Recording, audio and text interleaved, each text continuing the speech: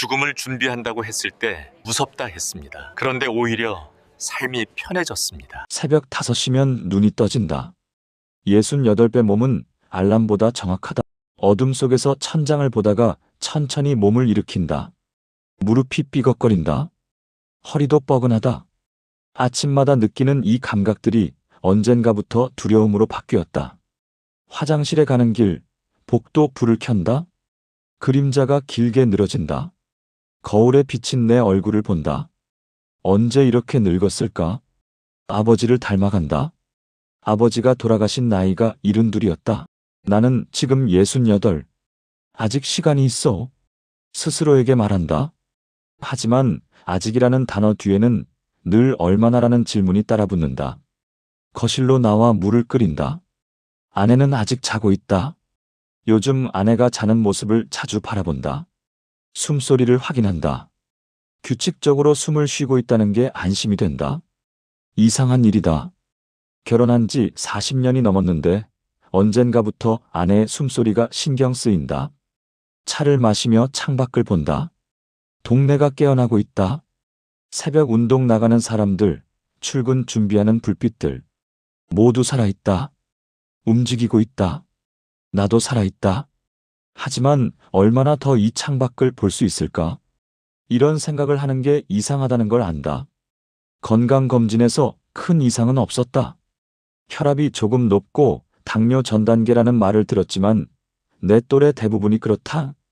의사는 운동하고 식이 조절하라고만 했다. 죽음이 임박했다는 말은 하지 않았다. 그런데도 자꾸 생각난다.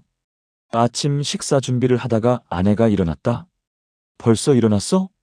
또 일찍 깼지? 응, 잠이 안 와서. 요즘 그러더니 어디 불편한 데 있어? 아니, 괜찮아. 거짓말이었다. 불편한 건 몸이 아니라 마음이다. 하지만 말할 수가 없다. 요즘 죽음 생각이 자꾸 나라고 어떻게 말하나. 아내가 놀랄 것이다. 무슨 일 있냐고 어디 아프냐고 다그칠 것이다. 그냥 나이 들어서 그래. 잠이 줄잖아, 나이 먹으면. 그러게. 나도 요즘 새벽에 자꾸 깨. 아내도 그렇다는 말에 조금 안심이 됐다. 혼자만 이상한 게 아니구나. 하지만 아내가 새벽에 무슨 생각을 하는지는 모른다. 나처럼 죽음을 생각하는지 아니면 그냥 잠이 없어서 그런 건지. 밥을 먹으면서도 말이 없었다. 아내가 TV를 켰다. 아침 뉴스가 나온다. 교통사고, 화재, 질병, 죽음에 관한 소식들이 쏟아진다. 예전에는 그냥 지나쳤던 뉴스들이 요즘은 멈칫하게 만든다. 여보, 이 반찬 싱거워? 응? 아, 괜찮아. 대답을 안 해서. 딴 생각하지? 미안, 뉴스 보느라. 또 거짓말이었다. 뉴스를 본 건 맞지만 내용은 하나도 들어오지 않았다. 그저 화면 속 사람들의 죽음이 남의 일 같지 않았을 뿐이다. 오전에는 동네 경로당에 갔다. 매주 화요일과 목요일 노인회관에서 운동 프로그램이 있다. 탁구도 치고 가벼운 체조도 한다. 친구들을 만나는 시간이기도 하다. 경로당 입구에서 박 선생을 만났다. 같은 회사에 다녔던 동기다. 나보다 1살 위, 올해 70이다. 박 선생은 나를 보자마자 웃으며 손을 흔들었다. 야, 일찍 왔네. 응, 집에 있어봤자 할 것도 없고. 맞아, 요즘 시간이 안 가더라. 예전엔 시간이 없어서 난리였는데. 우리는 탈의실로 들어갔다. 옷을 갈아입으면서 박 선생이 말했다. 야, 너 최 선생 소식 들었어? 최 선생? 무슨 소식? 암이래. 간암. 3기라던가. 손이 멈췄다. 최 선생은 우리 동기 모임에서 제일 건강해 보이던 사람이었다. 등산도 다니고 수영도 하고 작년 송년회 때만 해도 소주를 밤새 마시던 사람이었다. 언제? 알았대? 지난달. 건강검진에서 걸렸다더라. 증상은 없었는데 검사하니까 나왔다고. 지금은? 병원에 입원했어. 항암 시작했다던데. 더 이상 묻지 못했다. 탁구를 치면서도 자꾸 최 선생 생각이 났다. 공을 치는데 힘이 안 들어갔다. 상대편이 물었다. 오늘 컨디션 안 좋아? 평소답지 않게 실수가 많네. 응, 좀 그래. 어제 잠을 못 잤나 봐. 또 핑계를 댔다. 사실은 두렵기 때문이다. 최 선생의 이야기가 남의 일 같지 않다. 그도 아무 증상 없이 지냈다가 갑자기 암 진단을 받았다. 나도 그럴 수 있다. 지금 이 순간에도 내 몸 어딘가에서 암세포가 자라고 있을지 모른다. 운동을 마치고 쉬는 시간에 친구들과 이야기를 나눴다. 요즘 주변에 아픈 사람이 너무 많아. 그러게. 우리 나이 되면 다들 하나씩은 있어. 나도 요즘 여기저기 아파. 무릎도 아프고 허리도 아프고. 그래도 움직일 수 있으면 다행이지. 김 사장 봤어? 작년에 뇌졸중 오더니 지금 휠체어 타고 다니잖아. 대화는 자연스럽게 병과 죽음으로 흘렀다. 예전에는 이런 대화가 없었다.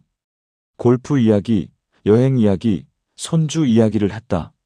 하지만 언젠가부터 병원 이야기, 약 이야기, 죽은 친구 이야기가 늘었다. 이상한 건 모두 담담하게 말한다는 것이다. 죽음을 무서워하는 것 같지 않다. 아니, 무서워하지 않는 척한다. 남자들의 자존심 같은 것. 나이 들어 죽음을 두려워한다고 말하는 건 약해 보이는 일이라고 생각하는 것 같다. 나도 그렇다. 입 밖으로 내지 못한다. 나 요즘 죽음이 무서워라고 말할 수가 없다. 그러면 친구들이 뭐라고 할까? 별소리 다 하네. 아직 젊은데 무슨 소리야? 이런 식으로 웃어넘길 것이다. 집에 돌아오는 길, 병원 앞을 지났다. 환자들이 휠체어를 타고 나오고 있었다. 보호자들이 조심스럽게 부축한다. 산소호흡기를 단 노인도 보였다. 저렇게 되는 것도 무섭다. 살아있지만 스스로 아무것도 할 수 없는 상태. 문득 아버지가 생각났다. 아버지는 뇌졸중으로 쓰러지셨다. 71살 때였다.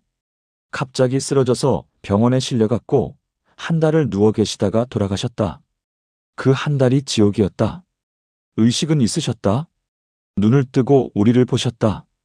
하지만 말씀을 못하셨다. 몸도 움직이지 못하셨다. 온몸에 관이 연결되어 있었다. 코에는 산소호흡기, 팔에는 링거, 방광에는 소변줄. 아버지의 눈빛을 잊을 수가 없다. 고통스러워 보였다. 살려달라는 것인지 그만 보내달라는 것인지 알 수 없었다. 우리는 매일 병원에 가서 아버지를 지켰다. 의사는 회복 가능성이 낮다고 했다. 하지만 우리는 포기할 수 없었다. 할 수 있는 건 다 해주세요. 형이 그렇게 말했다. 의사는 고개를 끄덕였다. 그렇게 아버지는 중환자실에서 한 달을 더 사셨다. 사셨다는 표현이 맞는지 모르겠다. 기계의 의지에 숨만 쉬셨다. 마지막 날 의사가 우리를 불렀다. 이제 결정하셔야 합니다. 무슨 결정인지 우리는 알았다. 심폐소생술을 할 것인지 계속 연명 치료를 할 것인지. 형과 나는 눈을 마주쳤다. 형의 눈에 눈물이 고였다. 그만, 편하게 해드립시다. 형이 떨리는 목소리로 말했다. 나도 고개를 끄덕였다. 우리는 아버지를 보내드리기로 했다. 그날 밤 아버지는 돌아가셨다. 호흡기를 떼고 얼마 지나지 않아서였다. 고통스럽게 숨을 쉬시다가 점점 약해지더니 결국 멈추셨다. 우리는 아버지의 손을 잡고 있었다. 아버지, 편히 가세요. 형이 울먹이며 말했다. 나도 눈물이 났다. 하지만 동시에 안도감도 들었다. 이제 아버지가 더 이상 고통받지 않으신다는 것에. 그런데 이상했다. 장례를 치르고 난 뒤에도 자꾸 생각이 났다. 우리의 선택이 옳았을까? 조금 더 기다렸으면 회복하셨을까? 아버지는 정말 가고 싶으셨을까? 아니면 더 살고 싶으셨을까? 아버지의 마음을 물어본 적이 없었다. 물어볼 수도 없었다. 아버지는 말씀을 하실 수 없는 상태였으니까. 우리는 그저 우리가 생각하는 최선을 선택했을 뿐이다. 그 일이 있은 후로 나는 죽음에 대해 더 생각하게 됐다. 나도 저렇게 될 수 있다. 갑자기 쓰러져서 말도 못하고 의식도 없이 병원 침대에 누워 있을 수 있다. 그러면 우리 아이들이 나를 두고 결정을 내려야 한다. 아버지를 보낼 때 우리가 겪었던 그 고통을 아이들도 겪어야 한다. 그건 원하지 않는다. 저녁 무렵 큰딸에게서 전화가 왔다. 아빠, 이번 주말에 시간 돼? 애들이 할아버지 보고 싶대. 그래? 그럼 이리 와. 엄마는 괜찮으시대? 요즘 무릎이 안 좋으시다던데. 괜찮아. 네 엄마 그 정도는 괜찮아. 전화를 끊고 아내에게 말했다. 주말에 선민에 온대. 그래? 좋네. 애들 보면 기운나지. 아내가 웃었다. 손주들 이야기만 나오면 아내는 얼굴이 환해진다. 나도 그렇다. 손주들을 보면 행복하다. 하지만 동시에 불안하다. 이 아이들이 자라는 모습을 얼마나 볼 수 있을까? 큰 손주가 올해 5살이다. 작은 손주는 2살. 이 아이들이 초등학교에 들어가는 것도 볼 수 있을까? 중학교는? 고등학교는? 결혼하는 것도 볼 수 있을까? 아버지는 손주들을 못 보셨다. 큰딸이 결혼하기 전에 돌아가셨다. 아버지가 조금만 더 사셨으면 증손주도 보셨을 텐데. 그 생각을 하면 마음이 아프다. 나는 손주들을 볼 수 있었다. 하지만 얼마나 더 볼 수 있을까? 통계를 찾아본 적이 있다. 한국 남자의 평균 수명은 80세쯤 된다고 한다. 나는 지금 68. 평균대로라면 12년 정도 남았다. 12년. 길다면 길고 짧다면 짧다. 큰 손주가 17이 될 때까지는 볼 수 있다. 하지만 평균일 뿐이다. 나는 평균보다 일찍 갈 수도 있다. 최 선생처럼 갑자기 암 진단을 받을 수도 있다. 그러면 준비할 시간도 없다. 밤에 잠이 오지 않았다. 아내는 옆에서 코를 골며 잔다. 나는 침대에 누워 천장을 바라봤다. 어둠 속에서 천장 무늬가 보인다. 예전에는 보이지 않던 것들이 보인다.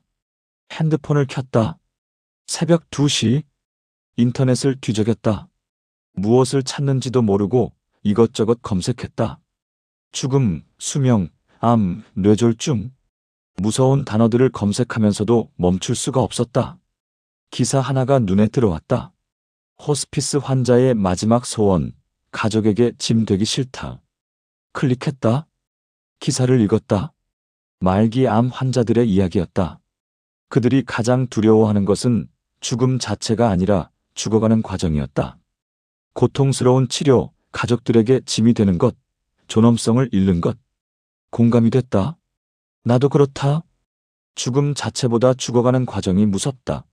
아버지처럼 병원 침대에 누워서 온몸에 관을 꽂고 지내는 것. 가족들이 매일 병원에 와서 나를 돌봐야 하는 것. 그런 모습을 보이기 싫다. 댓글을 읽었다. 우리 아버지도 그러셨어요. 마지막까지 자식들에게 폐를 끼치고 싶지 않다고. 연명의료를 거부했어야 했는데 그때는 몰랐어요. 사전연명의료의향서를 작성해 두세요. 저희는 그게 있어서 아버지를 편히 보내드릴 수 있었어요. 사전연명의료의향서. 그게 뭔지 몰랐다. 검색을 해봤다. 설명이 나왔다. 말기 환자나 임종 과정에 있는 환자가 연명의료를 원하지 않을 경우 미리 작성해두는 문서라고 한다. 더 찾아봤다. 연명의료에는 심폐소생술, 인공호흡기, 혈액투석, 항암제 투여 등이 포함된다고 한다. 이런 치료들을 원하지 않을 경우 미리 의사를 밝혀두면 나중에 의식이 없거나 의사 표현을 못할 때 그 뜻대로 해준다고 한다. 마음이 복잡해졌다. 이런 게 있었구나. 아버지 때는 이런 게 없었다. 아니, 있었는지도 모르지만 우리가 몰랐다. 알았더라면 아버지께 물어봤을 텐데. 어떻게 하고 싶으신지. 핸드폰을 내려놓았다. 생각이 많아졌다. 나도 작성해야 하나. 하지만 어떻게 아내에게 말하지. 여보, 나 사전연명의료의향서 쓰러 가려고라고 말하면 아내가 뭐라고 할까? 무슨 소리야? 아직 건강한데 왜 그런 걸 써? 아내는 분명 그렇게 말할 것이다. 죽음에 대해 이야기하는 걸 싫어한다. 아내의 어머니가 돌아가신 지 2년이 됐는데 아직도 어머니 이야기만 나오면 눈물을 글썽인다. 그런 아내에게 어떻게 말하나? 하지만 말해야 한다는 생각도 들었다. 이건 나를 위한 일이기도 하지만 가족을 위한 일이기도 하다. 아버지를 보낼 때 우리가 겪었던 고통을 우리 아이들이 겪지 않게 하려면 미리 내 뜻을 밝혀둬야 한다. 새벽 3시가 넘어서야 잠이 들었다. 다음 날 아침도 일찍 눈이 떠졌다. 어젯밤에 늦게 잤는데도 몸이 먼저 깬다. 피곤하다. 머리가 무겁다. 거울을 보니 눈 밑에 다크서클이 짙다. 아내가 아침 준비를 하면서 말했다. 얼굴이 왜 그래? 어제 잠 못 잤어? 응, 좀 뒤척였어. 요즘 계속 그러네. 병원 가봐야 하는 거 아냐? 아니야, 괜찮아. 괜찮지 않았다. 하지만 병원에 가기는 싫었다. 병원에 가면 뭔가 나올 것 같았다. 나쁜 소식을 들을 것 같았다. 차라리 모르고 사는 게 나을 것 같았다. 이상한 심리다. 건강이 걱정되면서도 확인하기는 두렵다. 슈레딩거의 고양이 같은 심정이다. 상자를 열기 전까지는 고양이가 살아있는지 죽었는지 모른다. 나도 검사를 받기 전까지는 내가 건강한지 병이 있는지 모른다. 모르면 아직 괜찮은 것 같다. 오전에 시장에 갔다. 장을 보면서 사람들을 관찰했다. 예전에는 안 하던 행동이다. 요즘은 사람들이 신경 쓰인다. 특히 나이 든 사람들. 저 사람은 얼마나 살았을까? 건강해 보일까? 혼자 다니는 걸 보니 배우자는 살아계실까? 생선 가게 앞에서 할머니 한 분을 봤다. 등이 많이 굽으셨다. 지팡이를 짚고 천천히 걸으신다. 혼자 장을 보시는 것 같다. 생선을 고르시는데 손이 떨린다. 가게 주인이 친절하게 도와드린다. 할머니, 이거 드릴까요? 오늘 들어온 거라 싱싱해요. 얼마예요? 10,000원에 드릴게요. 할머니가 지갑을 꺼내신다. 지갑에서 돈을 꺼내는데 시간이 오래 걸린다. 손이 떨려서 지폐를 잘 짚지 못하신다. 뒤에서 기다리는 손님들이 짜증을 낸다. 아이고, 시간 좀 걸리네. 작은 소리지만 들린다. 할머니도 들으셨을 것이다. 할머니는 황급히 돈을 꺼내서 주인에게 주신다. 그리고 생선을 받아들고 천천히 가게를 나가신다. 그 모습을 보면서 생각했다. 저게 나의 미래일까? 나도 저렇게 등이 굽고 손이 떨리고 혼자 장을 볼 날이 올까? 아내가 먼저 가면 나도 저렇게 혼자 살아야 할까? 무서웠다. 늙는 것도 무섭지만 혼자 늙는 건 더 무섭다. 주변에 혼자 사는 노인들이 많다. 배우자가 먼저 가고 혼자 남은 사람들. 자식들은 따로 살고 명절에나 얼굴 보는 사람들. 나도 그렇게 될 수 있다. 장을 보고 집에 돌아오는 길, 공원을 지났다. 평일 오전인데도 사람들이 많았다. 대부분 노인들이다. 벤치에 앉아서 이야기를 나누거나 운동기구를 사용하거나 그냥 멍하니 앉아있거나 한 할아버지가 혼자 벤치에 앉아 계셨다. 신문을 보시는 것 같았는데 자세히 보니 신문을 들고만 계실 뿐 읽고 계시지 않았다. 그냥 멍하니 앞을 보고 계셨다. 표정이 외로워 보였다. 저분도 가족이 있을 텐데, 자식도 있고 손주도 있을 텐데, 왜 혼자 공원에 앉아 계실까? 가족들은 어디 있을까? 바빠서 못 오는 걸까? 아니면 연락을 안 하는 걸까? 걸음을 멈추고 그 할아버지를 한참 바라봤다. 나도 저렇게 될까? 언젠가 혼자 공원 벤치에 앉아서 신문을 들고 멍하니 시간을 보낼까? 아이들은 바빠서 전화도 안 하고, 아내는 이미 없고, 친구들도 하나둘 세상을 떠나고, 상상만으로 숨이 막혔다. 집에 와서 장을 풀었다. 아내가 부엌에서 점심 준비를 한다. 나는 거실에 앉아서 TV를 켰다. 뉴스가 나온다. 고독사에 관한 리포트였다. 혼자 사시다가 돌아가신 지 일주일 만에 발견됐습니다. 화면에 원룸이 나온다. 어질러진 방. 쓸쓸해 보인다. 리포터가 설명한다. 고독사는 계속 증가하는 추세입니다. 특히 1인 가구 노인들의 고독사가 심각한 사회 문제로 대두되고 있습니다. 채널을 돌렸다. 보기 싫었다. 하지만 다른 채널도 비슷한 내용이었다.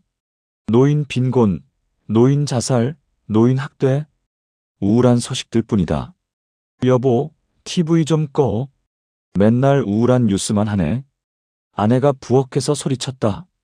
나는 TV를 껐다. 조용해졌다.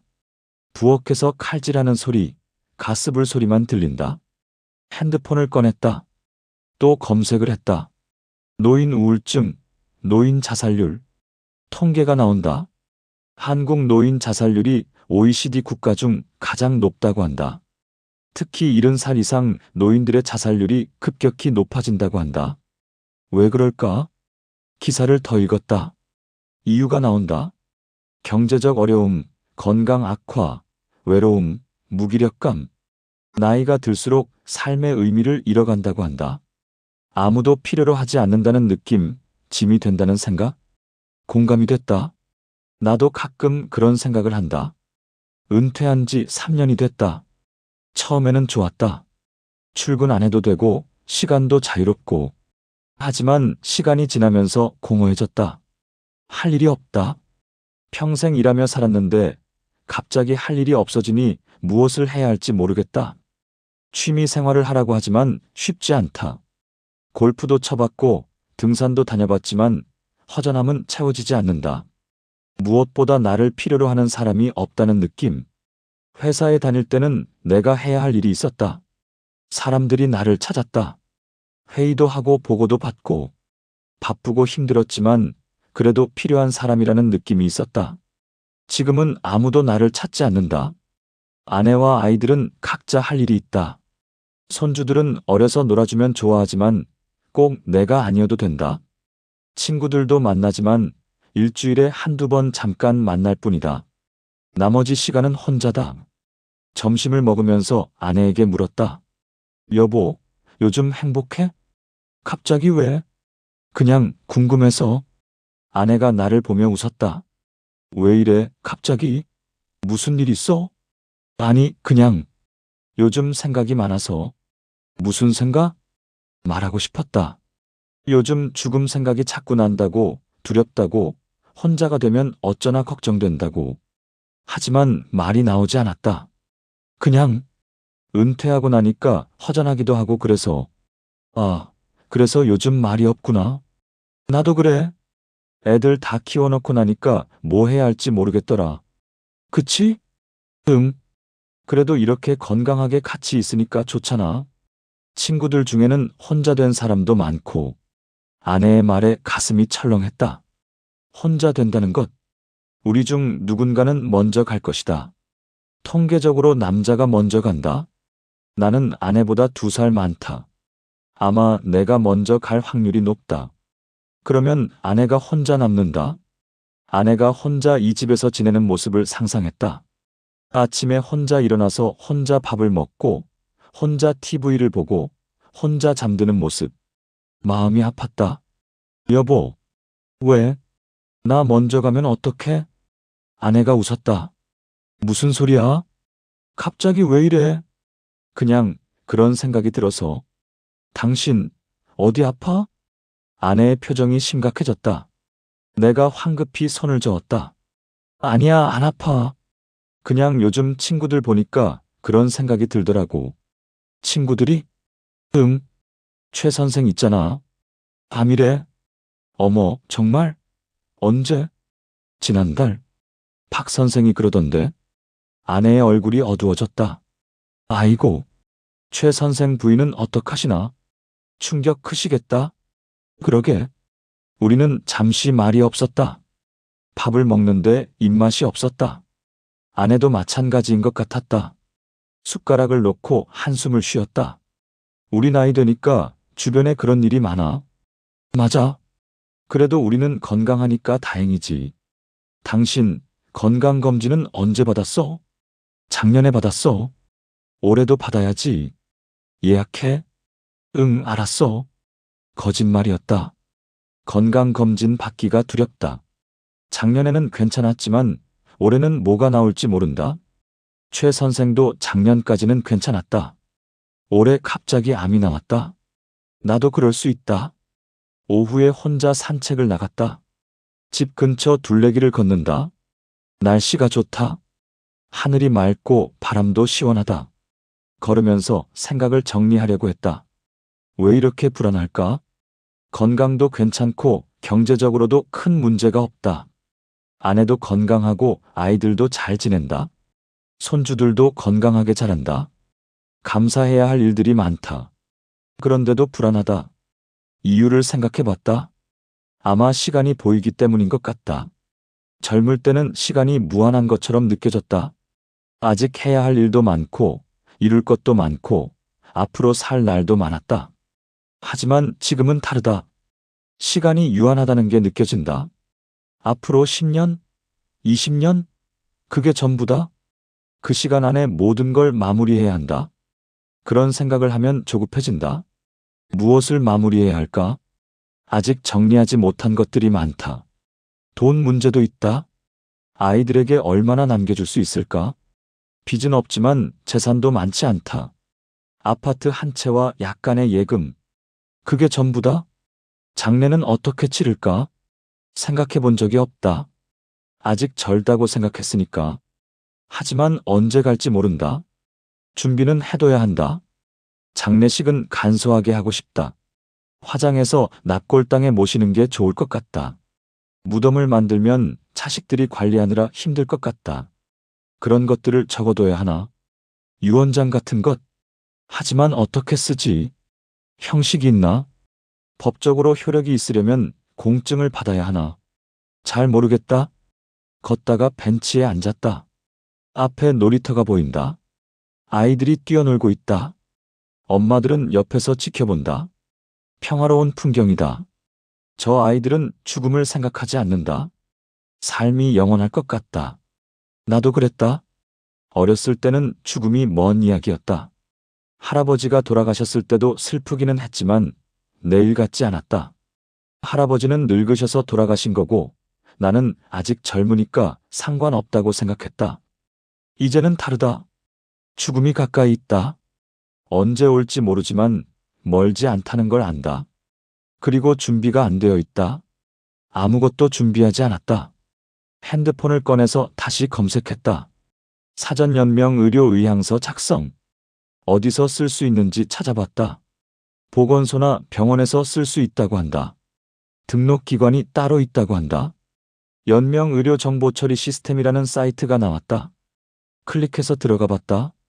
설명이 자세히 나와 있다.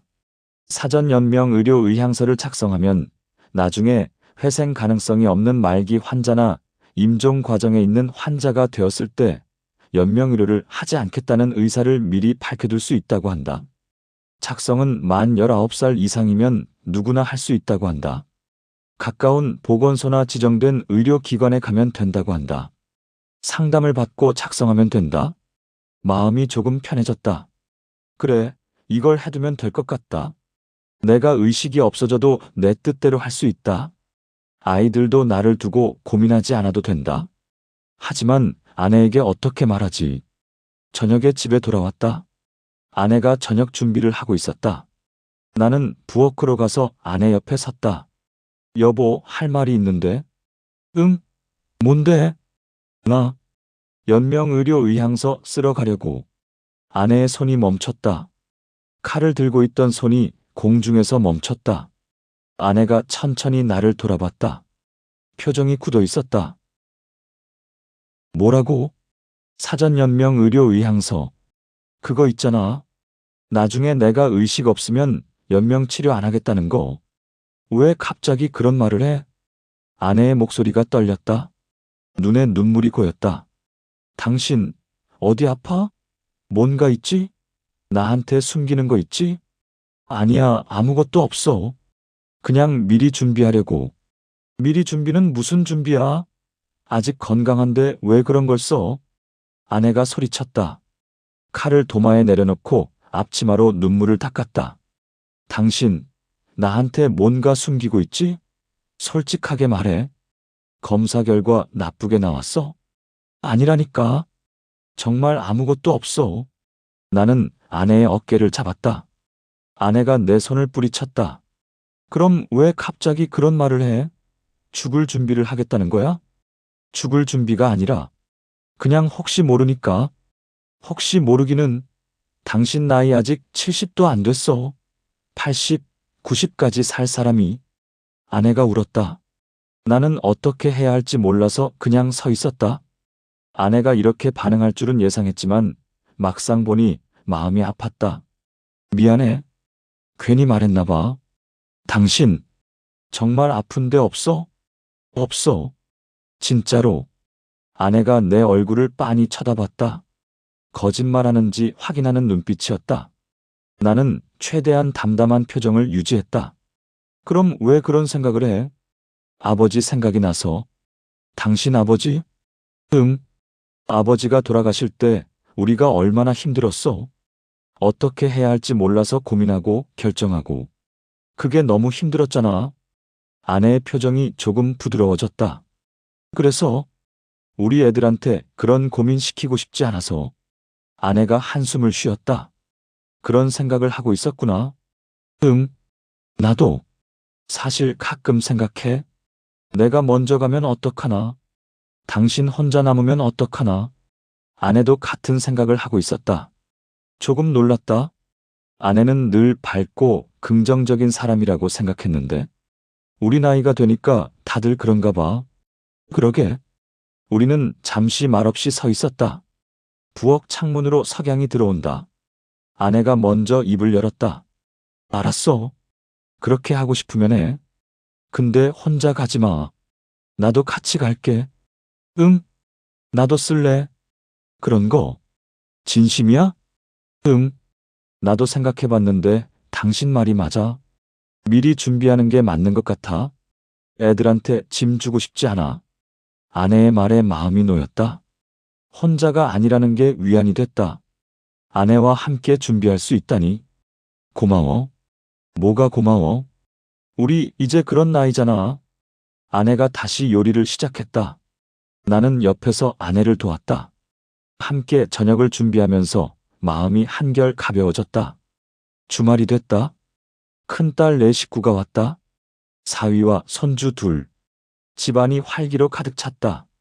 손주들이 뛰어다니며 논다. 할아버지! 5살 준이가 내게 달려왔다. 나는 준이를 안아들었다. 무겁다? 작년보다 훨씬 무거워졌다. 언제 이렇게 컸을까? 준이, 할아버지한테 뭐라고 해? 딸이 옆에서 말했다. 보고 싶었어요. 할아버지도 준이 보고 싶었어. 진심이었다. 손주들을 볼 때만큼은 모든 걱정이 사라진다. 이 아이들의 웃음소리를 들으면 살아있다는 게 감사해진다. 아내는 부엌에서 음식을 준비했다. 딸이 도와주려고 했지만 아내가 말렸다. 괜찮아, 엄마가 할게. 너는 애들 봐. 엄마, 무릎은 괜찮으세요? 응, 요즘 좀 나아졌어. 거짓말이었다. 아내의 무릎은 계속 안 좋다. 병원에서 인공관절 수술을 권했지만 아내가 거부했다. 무섭다고 했다. 수술대에 올라가는 게 두렵다고 했다. 나는 이해했다. 나도 수술이 무섭다. 전신 마취를 하면 의식이 사라진다. 깨어날 수 있을까 하는 불안이 든다. 수술 중에 무슨 일이 생기면 어떡하나. 그런 생각들. 점심을 먹으면서 딸이 물었다. 아빠, 요즘 뭐 하세요? 응? 그냥 운동하고 친구들 만나고. 건강은 괜찮으세요? 응, 괜찮아. 얼굴이 좀 피곤해 보이시는데. 딸의 말에 아내가 끼어들었다. 요즘 잠을 잘 못 자시더라. 왜요? 어디 불편하세요? 아니야, 괜찮아. 나는 화제를 돌리려고 손주들에게 말을 걸었다. 준이, 요즘 유치원에서 뭐 배워? 준이가 신나서 이야기하기 시작했다. 유치원 이야기, 친구 이야기. 나는 들으면서 고개를 끄덕였다.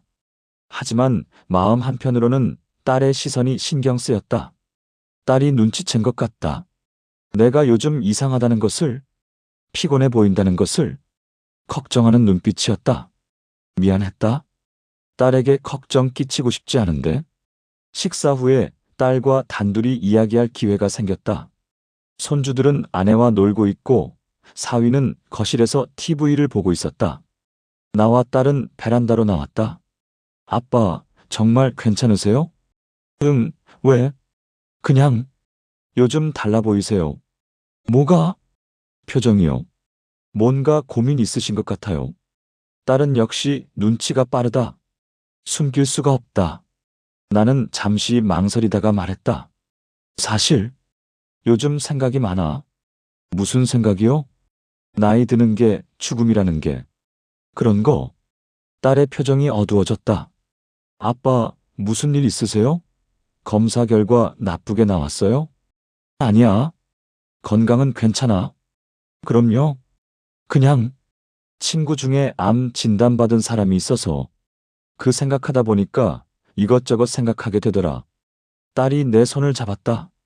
아빠, 너무 걱정하지 마세요. 아빠는 건강하시잖아요. 응, 알아. 근데 언제 어떻게 될지 모르잖아. 그래도 아직 오래 사실 거예요. 딸의 목소리가 떨렸다. 나는 딸의 손을 꼭 잡았다. 선미야, 아빠가 하나만 물어봐도 될까? 네. 만약에 아빠가 병에 걸려서 의식이 없어지면 넌 어떻게 할 것 같아? 딸이 놀란 표정으로 나를 봤다. 아빠, 왜 그런 말씀을? 그냥 궁금해서. 할아버지 돌아가실 때 우리가 결정해야 했잖아. 넌 그때 어땠어? 딸이 잠시 생각하더니 말했다. 솔직히 너무 힘들었어요. 그랬구나. 할아버지가 고통스러워 하시는 것 같은데 어떻게 해야 할지 모르겠더라고요.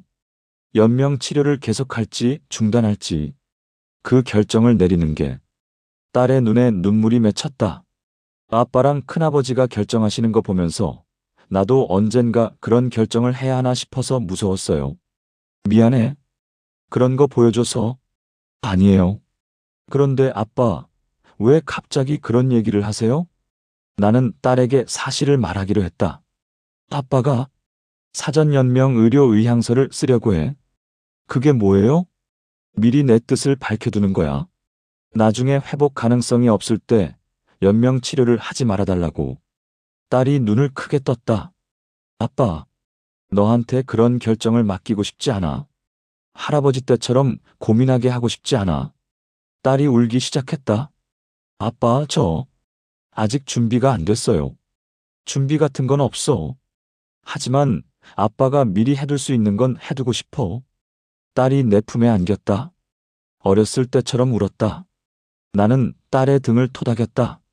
괜찮아. 아빠는 아직 건강해. 오래 살 거야. 진짜요? 응. 준이 결혼하는 것도 봐야지. 딸이 웃으며 눈물을 닦았다.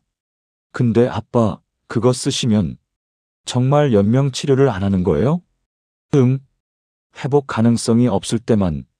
그러니까 말기암이나 그런 상태일 때. 엄마는 아세요? 응. 엄마도 같이 쓰기로 했어.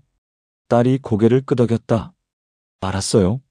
아빠가 그렇게 하고 싶으시면 저도 찬성할게요. 고마워. 근데 아빠, 동생한테도 말씀하셔야 해요. 그래야겠지. 작은 아들에게도 말해야 한다. 어떻게 반응할까? 아들은 딸보다 감정 표현을 잘 안 한다. 하지만 속으로는 많이 걱정할 것이다. 저녁에 손님들이 돌아갔다. 집이 조용해졌다. 아내와 나는 거실에 앉아서 TV를 봤다. 하지만 집중이 안 됐다. 딸과 나눈 대화가 자꾸 생각났다. 여보, 선미한테 말했어. 뭘? 연명의료의향서. 아내가 나를 봤다. 뭐래? 울더라. 하지만 이해한다고 했어. 그랬구나. 우리 진우한테도 말해야겠지? 진우는 작은 아들이다. 35, 아직 결혼 전이다. 서울에서 회사 다닌다. 한 달에 한 번쯤 내려온다. 전화할까? 아니, 다음에 오면 직접 얘기하자. 알았어. 우리는 다시 TV를 봤다. 드라마가 나온다. 젊은 남녀가 사랑하는 이야기. 예전에는 재미있게 봤는데 요즘은 와닿지 않는다. 저 사람들의 고민이 사소해 보인다. 핸드폰이 울렸다. 박 선생이었다. 받았다. 여보세요? 야, 내일 시간 돼? 최 선생 병문안 가려고. 최 선생? 응. 병원에 입원해 있잖아. 우리 몇 명이서 가려고. 그래, 갈게. 몇 시에? 오후 2시. 병원 로비에서 만나자. 알았어. 전화를 끊었다. 내일 최 선생을 본다. 어떤 모습일까? 많이 아플까? 무슨 말을 해야 할까? 다음 날 오후 병원에 갔다. 박 선생과 김 선생, 이 선생이 함께 있었다. 우리는 최 선생의 병실로 올라갔다. 2층짜리 병동이었다.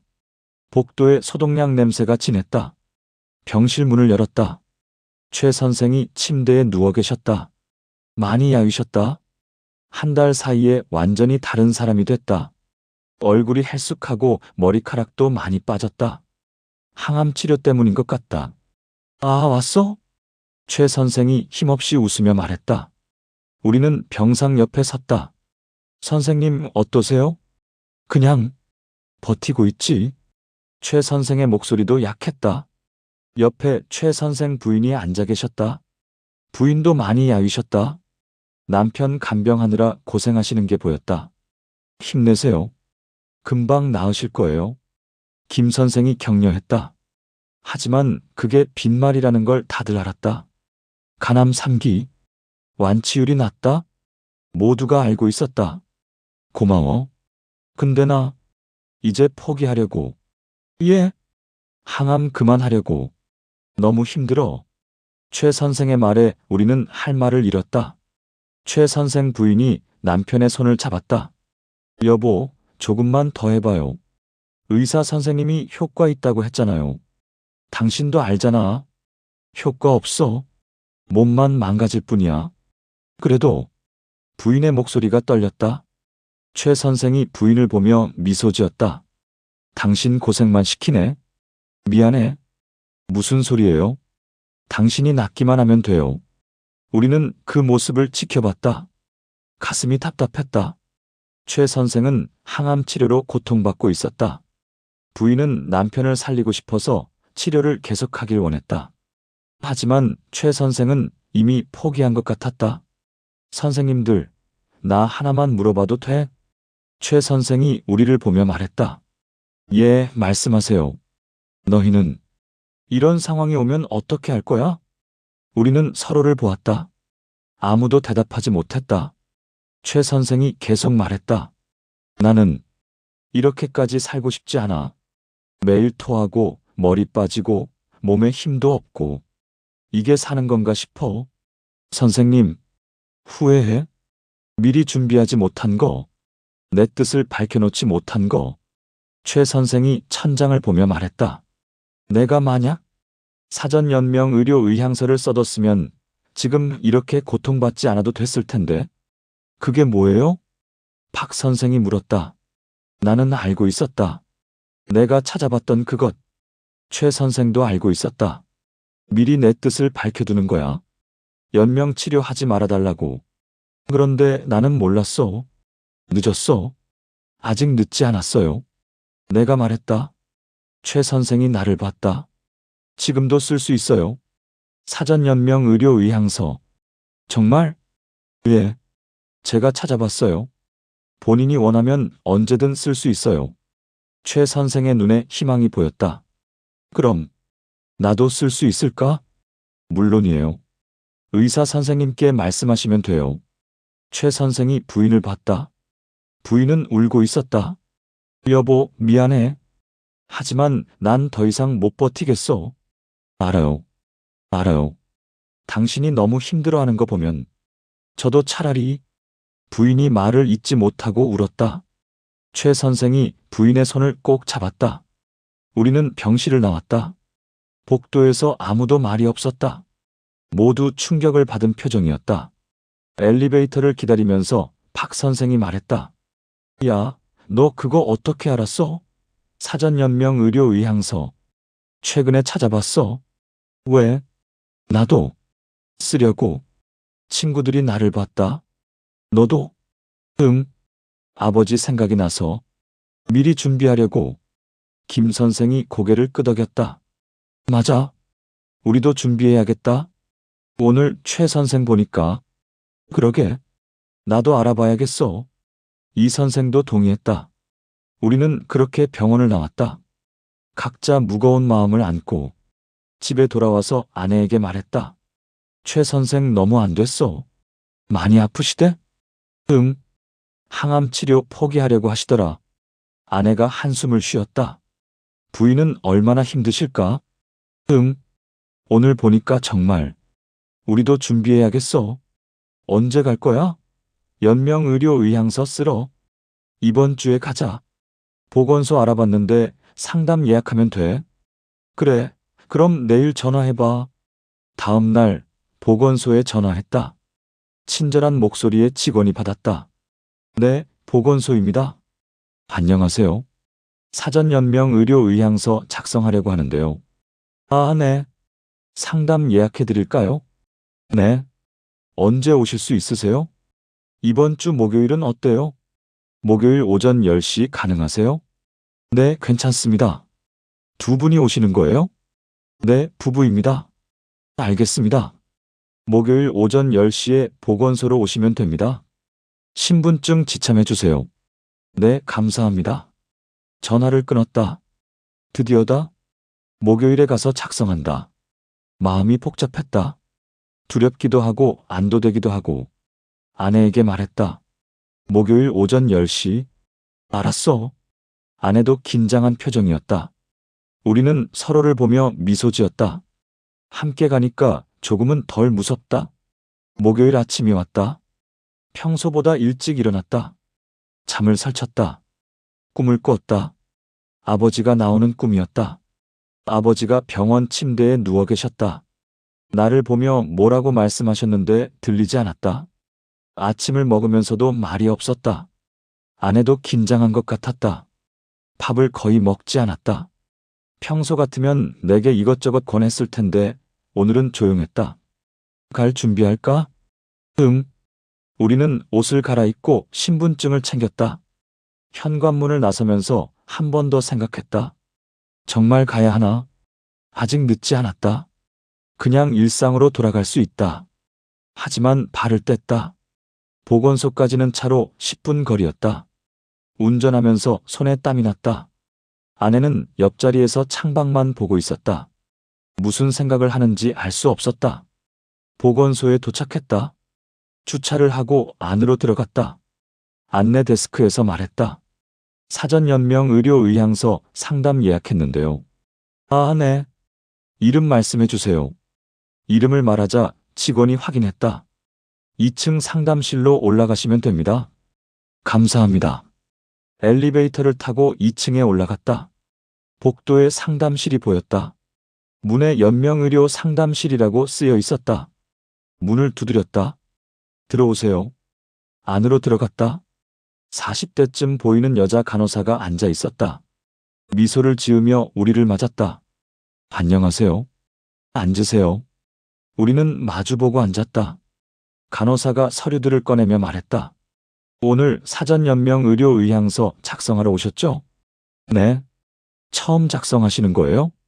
네. 그럼 먼저 설명을 드릴게요. 궁금한 점 있으시면 언제든 물어보세요. 간호사가 친절하게 설명하기 시작했다. 사전연명의료의향서는 만 19세 이상의 사람이 자신의 연명의료 중단 등에 관한 의사를 미리 밝혀두는 문서입니다. 우리는 고개를 끄덕였다. 간호사가 계속 설명했다.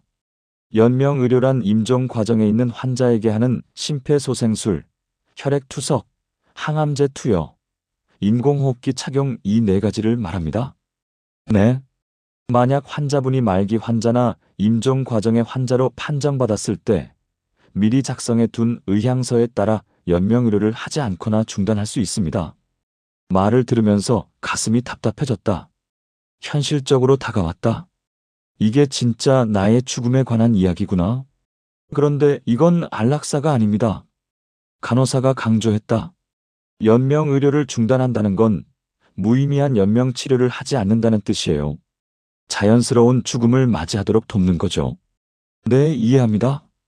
그리고 언제든지 철회하거나 변경할 수 있어요. 마음이 바뀌시면 다시 오셔서 변경하시면 됩니다. 그 말에 조금 마음이 놓였다.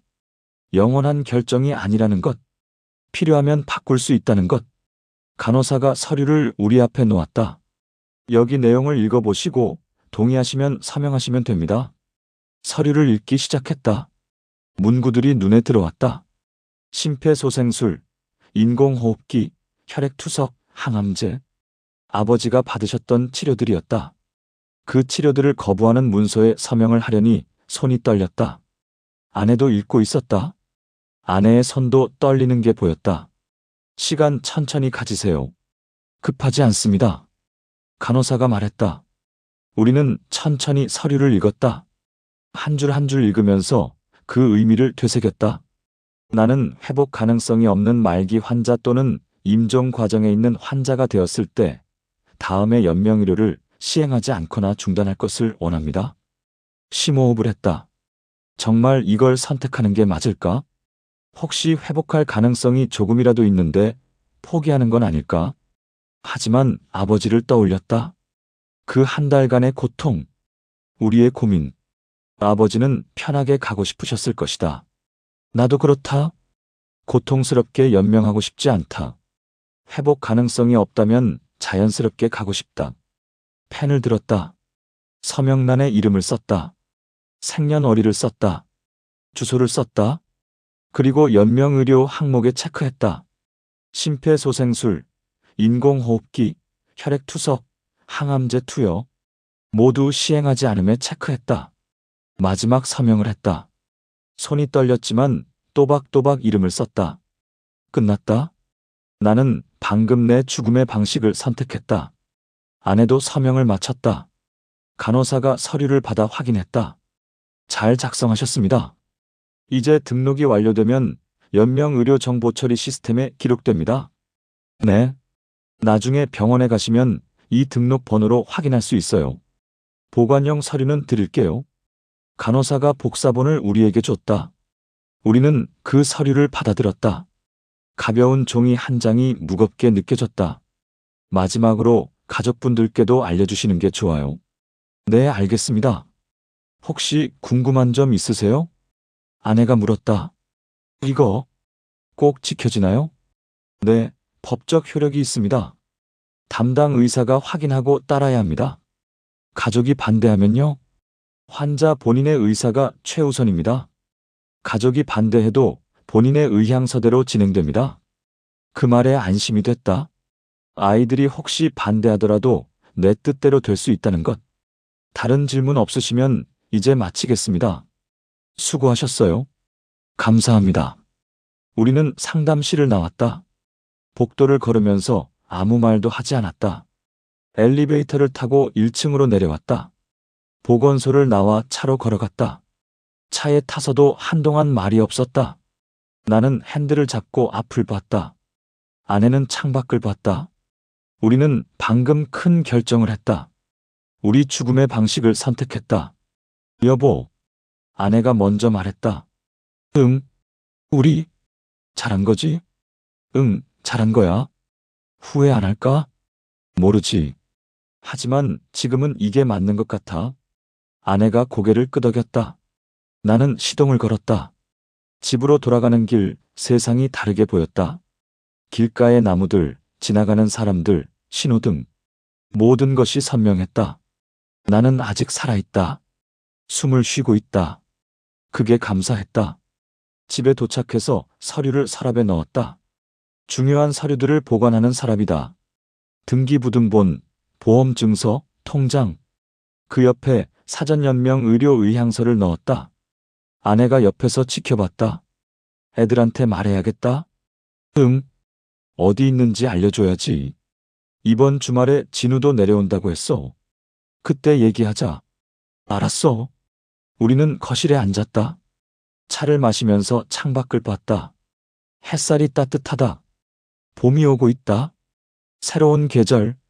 이상하게 마음이 가벼웠다. 무거운 짐을 내려놓은 기분이었다. 오랫동안 나를 짓누르던 불안감이 조금 줄어든 것 같았다. 아직도 죽음은 무섭다. 하지만 적어도 내가 원하는 방식으로 갈 수 있다는 것. 가족들에게 고통스러운 결정을 떠넘기지 않을 수 있다는 것. 그게 위안이 됐다. 여보, 점심 뭐 먹을까? 아내가 물었다. 뭐든 좋아. 당신이 먹고 싶은 거. 된장찌개 어때? 좋지. 아내가 부엌으로 갔다. 나는 거실에 앉아서 아내가 요리하는 모습을 봤다. 평범한 일상. 하지만 이 일상이 얼마나 소중한지 새삼 느껴졌다. 핸드폰이 울렸다. 박 선생이었다. 받았다. 여보세요? 야, 나 사전연명 의료 의향서 썼어. 정말? 어디서? 병원에서. 어제 갔다 왔어. 그래? 나도 오늘 썼어. 진짜? 우리 생각이 같네. 박 선생이 웃었다. 나도 따라 웃었다. 최 선생 보고 나서 생각 많이 했어. 우리도 준비해야겠다 싶더라. 나도 그래. 근데 말이야, 쓰고 나니까 속이 후련하더라. 나도 그래. 이제 조금 마음 편히 살 수 있을 것 같아. 그러게. 우리는 잠시 통화하다가 끊었다. 친구도 같은 마음이었다. 우리 나이가 되면 다들 비슷한 생각을 하는 모양이다. 점심을 먹으면서 아내에게 말했다. 박 선생도 썼대. 정말? 응. 어제 병원에서. 다들 준비하는구나. 그러게. 우리만 생각하는 게 아니야. 아내가 고개를 끄덕였다. 밥을 먹으면서 우리는 앞으로의 이야기를 나눴다. 언제까지 이 집에서 살 것인지, 나중에 몸이 불편해지면 어떻게 할 것인지. 무거운 주제였지만 대화는 담담했다. 예전 같으면 이런 이야기를 피했을 것이다. 불편하고 두려워서. 하지만 오늘 이후로는 달라진 것 같다. 죽음에 대해 이야기하는 게 조금 덜 무섭다. 주말이 됐다. 작은 아들 진우가 내려왔다. 금요일 저녁 늦게 도착했다. 피곤해 보였다. 회사 일이 많다고 했다. 진우야, 밥 먹었어? 네, 차에서 먹었어요. 그래도 뭐 좀 먹어. 엄마가 준비해뒀어. 아내가 음식을 데웠다. 진우는 식탁에 앉아서 밥을 먹었다. 나는 옆에 앉아서 아들을 봤다. 언제 이렇게 컸을까? 벌써 35이다. 요즘 어때? 회사 생활. 그냥 그래요. 바쁘긴 한데 할만해요. 너무 무리하지 마. 건강이 제일 중요해. 네, 알아요. 진우는 많은 말을 하지 않는 아이다. 어렸을 때부터 그랬다. 누나는 수다스러운데 진우는 조용하다. 하지만 속으로는 많은 생각을 한다는 걸 안다. 진우야, 아빠가 할 말이 있는데. 네? 내일 얘기하자. 오늘은 피곤할 테니까 푹 쉬어. 무슨 일이에요? 아니, 중요한 건 아니고. 그냥 얘기할 게 있어. 진우가 의아한 표정을 지었지만 더 묻지 않았다. 밥을 다 먹고 자기 방으로 들어갔다. 아내와 나는 거실에 남았다. 내일 어떻게 말하지? 그냥 솔직하게 말하는 수밖에. 진우는 어떻게 반응할까? 모르지. 근데 선미가 이해했으니까 진우도 이해하겠지. 그랬으면 좋겠어. 우리는 TV를 보다가 잠자리에 들었다. 잠이 잘 오지 않았다. 내일 진우에게 뭐라고 말할지 생각하느라 뒤척였다. 다음 날 아침 늦잠을 잤다. 일어나니 9시가 넘었다. 거실로 나갔더니 진우가 이미 일어나 있었다. 소파에 앉아서 핸드폰을 보고 있었다. 일찍 일어났네? 네, 일찍 눈이 떠서요. 아침 먹었어? 아직이요. 그럼 같이 먹자. 아내가 아침을 준비했다. 우리 셋이 식탁에 앉아서 밥을 먹었다. 진우가 물었다. 아빠, 어제 할 말이 있다고 하셨잖아요. 응. 밥 먹고 얘기하자. 무계속 오후 213순 일이에요? 많이 심각한 거예요? 진우의 목소리에 걱정이 묻어났다. 아내가 먼저 말했다. 심각한 건 아니야.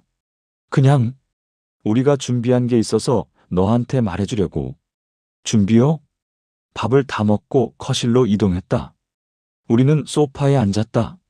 나는 심호흡을 하고 말을 시작했다. 진우야, 아빠가 사전연명 의료 의향서를 썼어. 그게 뭐예요? 미리 내 뜻을 밝혀두는 거야. 나중에 내가 회복 가능성이 없는 상태가 되면 연명 치료를 하지 말아달라고. 진우의 표정이 굳었다. 왜요? 아빠 어디 아프세요?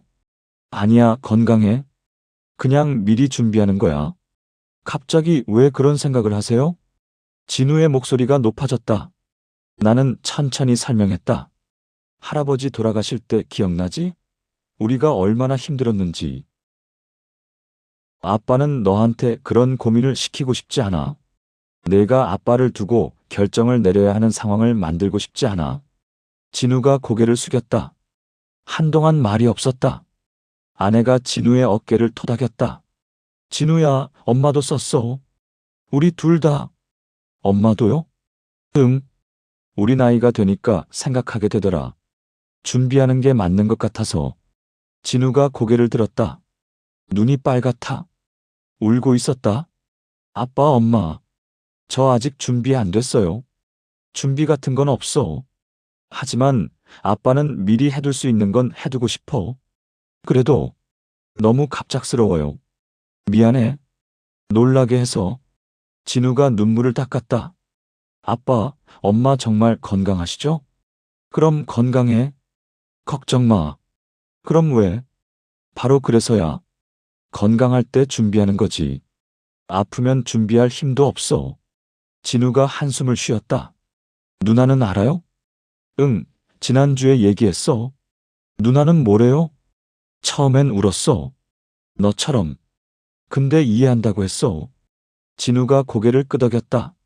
저도 이해해요. 근데 마음이 안 따라가요. 당연해. 시간이 필요해. 우리는 한동안 말없이 앉아 있었다. 진우가 먼저 입을 열었다. 그거 어디 있어요? 서류? 네. 서재 서랍에 있어. 나중에 보여줄게. 알았어요. 진우가 일어섰다. 저 잠깐 산책하고 올게요. 머리 좀 식혀야 할 것 같아요. 그래, 다녀와. 진우가 현관문을 나갔다. 아내와 나는 서로를 봤다. 진우도 힘들어하네. 당연하지. 우리 아들인데. 그래도 이해하겠지? 그럴 거야. 1시간쯤 지나서 진우가 돌아왔다. 표정이 조금 나아 보였다. 거실에 들어와서 우리 앞에 섰다. 아빠, 엄마. 응? 아까는 제가 놀라서 그랬어요. 생각해보니까 아빠 말씀이 맞는 것 같아요. 그래? 네. 할아버지 돌아가실 때 저도 힘들었거든요. 아빠랑 큰아버지가 결정하시는 거 보면서 저도 나중에 그런 결정을 해야 하나 싶어서 무서웠어요. 진우의 말에 마음이 찡했다. 그래서 아빠가 미리 준비해 주시는 게 고마워요. 진우야, 대신 조건이 있어요. 뭔데? 아빠, 엄마 건강 챙기셔야 해요. 운동하시고 정기검진 받으시고. 진우가 진지하게 말했다. 그래야 저도 마음 편하게 살 수 있어요. 알았어. 그렇게 할게. 진우가 우리에게 다가와 안겼다. 어렸을 때처럼 우리 품에 안겼다. 아내가 아들의 등을 토닥였다. 우리 아들 다 컸네. 엄마, 우리는 그렇게 한참을 안고 있었다. 그날 저녁 온 가족이 모였다. 큰딸내도 왔다. 저녁 식사를 함께 했다. 손주들이 뛰어놀고 어른들은 이야기를 나눴다. 식사 후에 아이들이 자고 나서 우리 넷이 거실에 모였다. 나와 아내, 선미와 진우. 오늘 너희 둘에게 한 가지 더 말하려고 해. 내가 입을 열었다. 뭔데요, 아빠? 장례식 얘기야. 아이들의 표정이 어두워졌다. 하지만 피할 수 없는 이야기다. 아빠는 간소하게 하고 싶어. 화장해서 납골당에 모시고. 아빠, 이것도 미리 말해두는 게 좋을 것 같아서. 너희가 나중에 고민하지 않게. 선미가 물었다. 그럼 유언장 같은 건 안 쓰세요? 재산이 많지 않아서. 집이랑 예금 좀 있는데 그건 너희 엄마가 쓰시다가 나중에 너희가 나눠 가져. 아빠, 그런 얘기 하지 마세요. 진우가 말했다. 아직 오래 사실 거잖아요. 그럼 오래 살 거야. 근데 만약을 대비하는 거지. 알겠어요. 근데 아빠가 정하신 대로 할게요. 고마워. 아내가 덧붙였다. 엄마도 아빠랑 같이. 같은 납골당에. 네, 엄마. 우리는 그렇게 죽음에 대해 이야기했다. 불편했지만 필요한 대화였다. 아이들도 이제 알았다. 우리의 뜻을. 대화를 마치고 선미가 말했다. 아빠, 엄마, 그런 거 정해주셔서 고마워요. 뭐가 고마워? 진짜요? 저희가 나중에 혼란스러워하지 않게. 미리 말씀해 주셔서. 진우도 고개를 끄덕였다. 저도 그렇게 생각해요. 처음엔 놀랐는데 생각해보니까 오히려 마음이 편해요. 그래? 네. 아빠, 엄마 뜻을 알고 있으니까. 나중에 저희가 결정을 잘못 내릴까봐 불안했는데 이제 그럴 필요가 없잖아요. 아이들의 말에 마음이 놓였다. 잘한 결정이었다. 미리 준비해두길 잘했다. 다음 주부터 일상은 조금 달라졌다. 마음가짐이 바뀌었다. 오늘을 더 소중하게 여기게 됐다. 아침에 눈을 뜨면 감사하다. 하루를 더 살 수 있다는 것에 아내와의 대화도 늘었다. 예전에는 하루 종일 말을 별로 안 했다.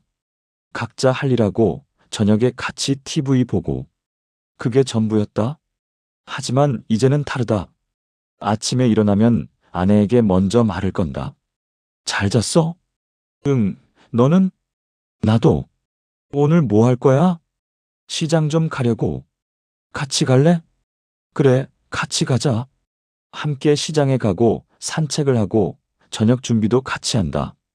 작은 일상들이 소중해졌다. 친구들과의 관계도 바뀌었다. 경로당에서 만나면 예전처럼 그냥 운동만 하고 헤어지지 않는다.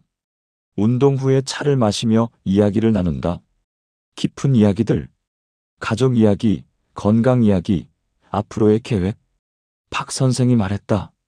야, 우리 나이 되니까 대화 주제가 달라지더라. 그러게. 예전엔 돈 얘기, 출세 얘기만 했는데 이제는 건강 얘기, 죽음 얘기. 맞아. 그래도 이게 더 현실적이지 않나? 그런 것 같아. 우리는 웃었다. 쓸쓸한 웃음이었지만 그래도 웃을 수 있다는 게 다행이었다. 최 선생 소식도 들었다. 항암 치료를 중단했다고 한다. 사전 연명 의료 의향서를 작성했고 이제 호스피스 병동으로 옮긴다고 한다. 마지막 시간을 편안하게 보내기로 했다고. 병문안 갈까? 김 선생이 물었다. 가자. 이번 주말에 우리는 다시 최 선생을 만나러 갔다. 호스피스 병동은 일반 병동과 달랐다. 조용하고 평화로웠다. 창문으로 햇빛이 들어왔다. 최 선생은 침대에 누워 계셨다. 지난번보다 더 야위셨지만 표정은 편안해 보였다. 왔어? 선생님 어떠세요? 좋아. 항암 안 하니까 몸이 편해. 최 선생이 미소 지었다. 여기는 좋더라. 간호사들도 친절하고 조용하고. 다행이네요. 너희도 준비했다며? 예. 사전연명 의료의향서. 박한테 들었어. 아, 네. 저희도 썼어요. 잘했어. 미리 준비하는 게 맞아. 최 선생이 창밖을 보며 말했다. 나는 이제 편해. 언제 갈지는 모르지만 고통 없이 갈 수 있을 것 같아. 선생님, 후회 없어. 이제는 최 선생의 평온한 모습을 보면서 생각했다. 준비한다는 것의 의미를, 죽음을 준비한다는 건 죽음을 받아들이는 것이다. 그리고 받아들이면 평온해진다. 계절이 바뀌었다. 봄이 왔다. 공원에 꽃이 피고 나무가 초록색으로 물들었다. 아내와 나는 자주 산책을 나간다. 손을 잡고 천천히 걷는다. 여보, 저 벚꽃 봐. 예쁘다. 작년에도 봤는데 올해는 더 예쁜 것 같아. 아내의 말에 공감했다. 정말 올해 꽃이 더 예쁘게 보인다. 아니, 내 눈이 바뀐 것이다. 세상을 보는 눈이. 벤치에 앉아서 꽃을 바라봤다. 바람에 꽃잎이 흩날린다. 아름답다. 이 순간이 영원하지 않다는 걸 안다. 꽃은 지고 계절은 바뀌고 우리도 언젠가 간다. 하지만 지금 이 순간은 여기 있다. 여보. 응? 고마워. 갑자기 왜? 그냥 옆에 있어줘서. 아내가 내 손을 꼭 잡았다. 나도 고마워. 우리는 말없이 앉아 있었다. 말이 필요 없었다. 서로의 온기만으로 충분했다. 요즘은 하루하루가 다르게 느껴진다. 예전에는 그냥 지나갔던 하루들이 이제는 소중하다. 아침에 눈을 뜨면 창문을 연다. 햇빛을 본다. 숨을 깊이 들이마신다. 살아있다는 것. 아침 식사를 하면서 아내와 대화한다. 오늘 뭐 할 거야? 오전에 병원 가야 해. 정기검진. 나도 같이 갈게. 응, 같이 가자. 우리는 약속을 지키고 있다. 아이들과의 약속, 건강을 챙기기로 한 약속. 정기검진을 받고 운동을 하고 식단을 조절한다. 병원에 가면 검사를 받는다. 예전에는 두려웠지만 이제는 덜 무섭다. 무슨 결과가 나오든 받아들일 준비가 돼 있다. 물론 건강하게 오래 살고 싶다. 하지만 만약 나쁜 소식을 들어도 나는 이미 준비했다. 다행히 검사 결과는 괜찮았다. 의사가 말했다.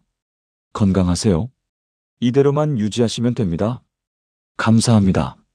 병원을 나오면서 아내에게 말했다. 또 1년 벌었네. 그러게. 다행이야. 우리는 웃었다. 1년을 벌었다. 1년을 더 살 수 있다.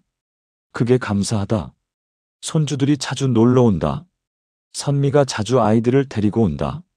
주말마다 오기도 하고 평일에 잠깐 들르기도 한다. 할아버지, 준이가 뛰어온다. 나는 준이를 안아 올린다. 무겁다. 계속 자란다. 이 아이의 성장을 보는 게 기쁘다. 준이, 오늘 유치원에서 뭐 했어? 그림 그렸어요. 무슨 그림? 가족 그림이요. 할아버지도 그렸어요. 준이가 가방에서 그림을 꺼낸다. 크레파스로 그린 그림. 엄마, 아빠, 언니, 그리고 할아버지, 할머니. 우리 모두가 손을 잡고 웃고 있다. 와, 정말 잘 그렸다. 할아버지, 이거 드릴게요. 고마워, 준이. 나는 그 그림을 받았다. 냉장고에 붙여뒀다. 매일 본다. 볼 때마다 미소가 지어진다. 손주들과 놀면서 생각한다. 이 아이들이 크는 모습을 얼마나 볼 수 있을까? 초등학교 입학은 볼 수 있을 것 같다. 중학교는? 고등학교는? 모르겠다. 하지만 볼 수 있는 만큼 보면 된다. 그리고 이 순간을 소중히 여기면 된다. 친구들과의 시간도 소중해졌다. 매주 경로당에서 만난다. 운동도 하고 이야기도 나눈다. 이제는 서로에게